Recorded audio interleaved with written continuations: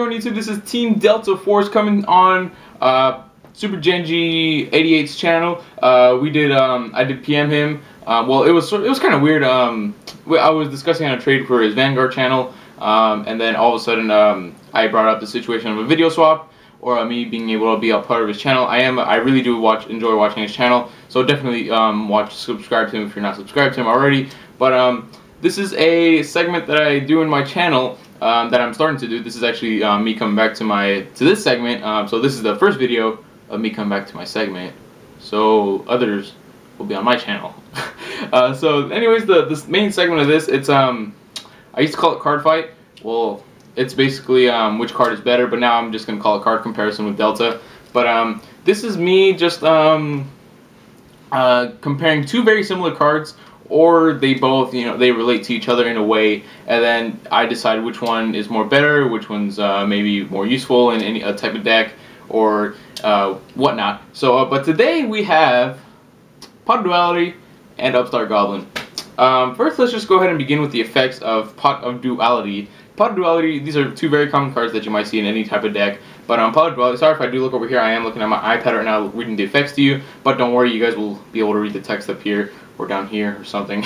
So Pot of Duality, reveal the top 3 cards of your deck, add one of them to your hand, then shuffle the rest of the cards back into your deck.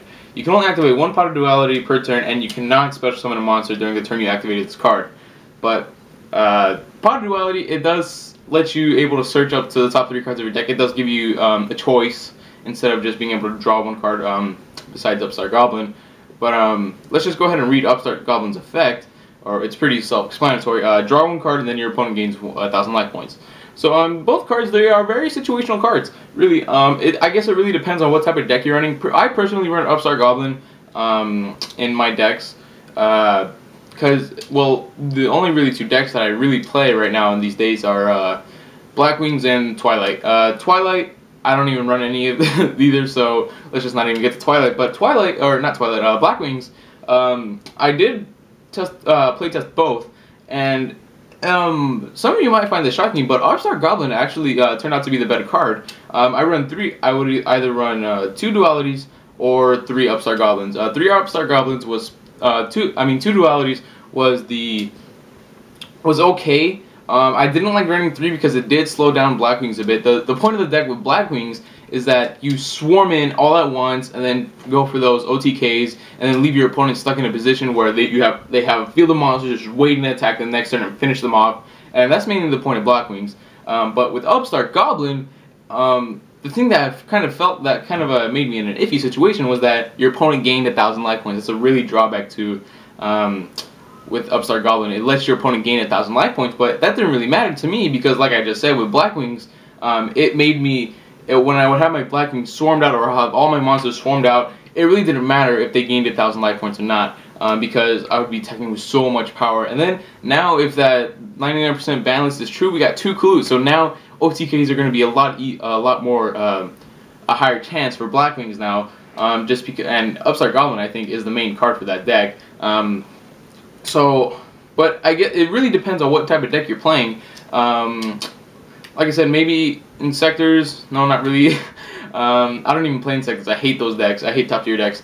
But Black Wings, I for sure do recommend running Upstart Goblin over Pot of Duality, just because Upstart Goblin does make the deck a lot faster. It does, like I just said before, it does give you a fallback by your opponent gaining 1,000 life points. But like I just said before, it really doesn't matter because you're going to be swarming in with your Black Wings anyway, and then leaving your field with a bunch of monsters and everything, and then it's going to leave your opponent in a tough situation. It's either Dark Hole or Mirror Force or Torrential. It's really it leaves your opponent at a tough spot. But let's go ahead and discuss Pot of Duality now. I guess I discussed a little bit over too much Upstart Goblin. Pot of Duality, people run this over Upstart Goblin. Well, I don't really think people think about running either Upstart Goblin or Pot of Duality, but that's me whenever I'm building all my decks. When I'm building my decks, I'm either deciding whether I run Pot of Duality or Upstart Goblin. You guys got to really think about with the deck. Don't just think, oh, I'm going to run Upstart Goblin in all my decks just because Team Delta Force says to. No, don't think that. You guys got to think about your deck, too. You got to think how your deck functions. The way the deck functions is that you gotta think of the aspect. Okay, because Pot of Duality, it doesn't let you special summon once you activate it, and you can only activate it once per turn. That's mainly another reason why I did like Upstart Goblin over Duality, was because there's no limit to how many times you could activate Upstart Goblin. But with Pot of Duality, it's like, okay, you activate one, and I think it's mainly like a last type of. It's a very situational card because you could open up good, and then you could go for some pretty good plays, but then you have Pot of Duality in your hand. So if like you want to push your luck and activate Pot of Duality and not be able to bring out all your monsters in one turn and maybe go for that OTK maybe, but Pot of Duality will stop that from happening because it won't let you special summon in that turn. But there are certain Pot of Duality does have its advantages. When people Solemn Warning, when people, like, say he activates like Monster Reborn, say you want to bring out a special summon a monster, but your opponent, that you activate Monster Reborn, then your opponent activates Solemn Warning. Your opponent warnings your Monster Reborn. Then therefore you can use Pot of Duality. So I think that's one of the main comebacks that Pot of Duality has, because it can be a backup in some situations. Like I just said, you activate Monster Reborn, your opponent Solemn Warnings it, and then you get to activate Pot of Duality. That's basically your response, your comeback. That's like your backup plan with that play. So your play would have a backup plan with Pot of Duality. But that's another one advantage that you have with Pot of Duality. Pot of Duality lets you pick what you want in your hand. So in some certain cases, like say you get a monster, like a random monster that goes good with your deck, like Tour Guide. Okay, let's take it Tour Guide. The Tour Guide. Solemn Judgment, and maybe MST. Let's say how those. Let's say. Okay, now with Tour Guide, you can't use it right away. You cannot use it. You're gonna have to wait till next turn to use it, hoping that your opponent doesn't effect failure. So that would be a tough choice to use. And Solemn Judgment, I would definitely go for it, just because it really depends with Solemn Judgment. Because if you have a lot of back row and you want something to protect that, so I believe Solemn Judgment would be a good choice. And then MST, no one really picks MST unless your opponent's playing like a Sighting and Royal Decree or something like that. Then you would pick MST, and then, or yeah. So that's basically that with Pot of Duality. Pot of Duality gives you a choice, which some people do like over Upstart Goblin. Upstart Goblin is like, regardless, you're drawing one card. Screw you. So that's that with Pot of Duality.